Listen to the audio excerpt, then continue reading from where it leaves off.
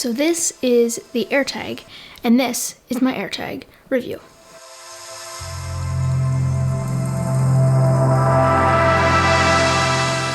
Hey guys, Max here, and welcome to another video. In this video, we'll be talking about Apple's brand new iPhone accessory called the AirTag. As you might have seen, the Apple AirTag was released at Apple's April 20th event. And first off, let's just talk about what even is AirTag and what can you use it for. AirTag is an item tracker that allows you to track lost objects. It's a bit bigger than a bottle cap, and it has a user-replaceable battery which needs to be changed about once a year. It seamlessly connects with iPhone, iPad, or Mac running iOS 14.5, iPadOS 14.5, or macOS 11.3 or later. There are a lot of promises with this brand new product category for Apple, but in my experience, it hasn't lived up to that guarantee. Let's hop into it.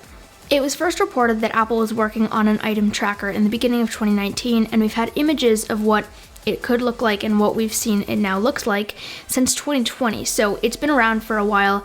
The idea of it has been around for a while from Apple, and it's a lot smaller than I would have thought it would be. It has a white dome on the top which vibrates to make the sound to find your lost object, and then on the back there is a little metal plate with an Apple logo on it and some text around it. This also houses the battery. The white dome is also customizable with any emoji or text you'd like to have, which is pretty cool too.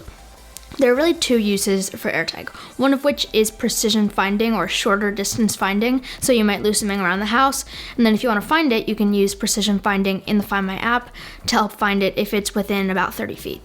When you go into the Find My app, you're able to click on Find, and it gives you a really cool haptic feedback and a really cool UI on screen to help guide you to the object that you're trying to find, which I think is super cool, and I've enjoyed finding my objects when I've lost them. This is only available for iPhones with the U1 chip, so if you have an iPhone 11 or later, you have the U1 chip inside of your device, and you're able to use this precision finding technique. You can also play a sound on the AirTag if that's how you prefer to find whatever you've lost. Precision finding is for stuff like if you lost your keys, you're able to precision find your keys if you've put it under your couch or if you can't find it.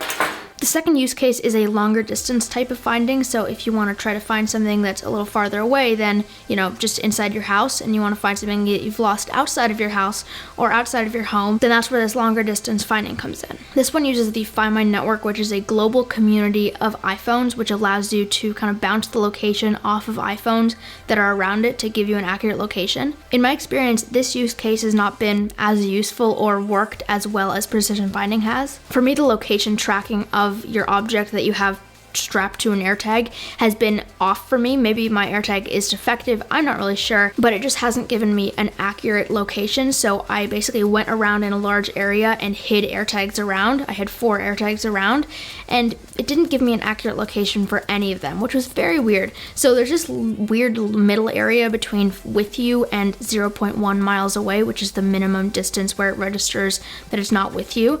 So that weird middle area which says that it's with you, but it's not actually with you, and so it's giving you an inaccurate location, which is a little concerning given the fact that if you had actually lost the keys to your car or the keys to your house or something like that and you couldn't find them, then that could be very, very bad because AirTag wouldn't be able to give you an accurate location. This might just be a single problem for me. I'm not really sure. Maybe my AirTag is defective. I don't know. Take us all with a grain of salt because I'm not really sure what was going on with that. I've tried it again and it worked once, but then it didn't work again. It's pretty off for me. I'm not really sure what's going on. Other people, it's worked just fine, so I wouldn't worry about it. But for me, it just hasn't been working as well as I would have liked it to. There's a huge ecosystem of all these accessories, as well as third-party accessories that are already out only a few weeks after the launch of AirTags.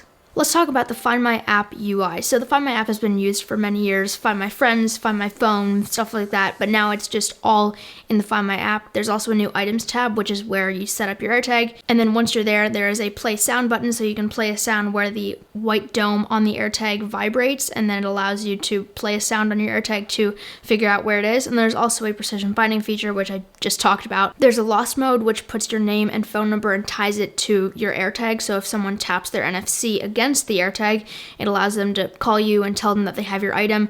So that's pretty helpful if you're going to be losing your stuff in like a wider range of places. And while we're kind of getting out more nowadays with a lot of vaccinations happening, this is pretty helpful because more and more people are going to be out and able to help you find your lost things. you're able to rename and re-emoji your AirTag, and you're able to remove it from your account to move it either to someone else's account or to return it or something like that. You only need to replace the battery once every year, so it's a very, very low energy consumption device. And if you want to remove the battery, you have to press down on the plate on the back of the device, and you have to turn it counterclockwise, open it up, take the battery out, and then put it back in. It's pretty easy to replace the battery when you need to, but we shouldn't need to until at least the beginning of next year. AirTag is available from $29, and then $99 is a 4-pack, so 1 pack for $29 and 4-pack for $99, which is probably the better deal just because you probably have more than one thing to track. So those are my thoughts, opinions, and experiences on AirTags. Thanks for watching, and I'll catch you guys in the next one.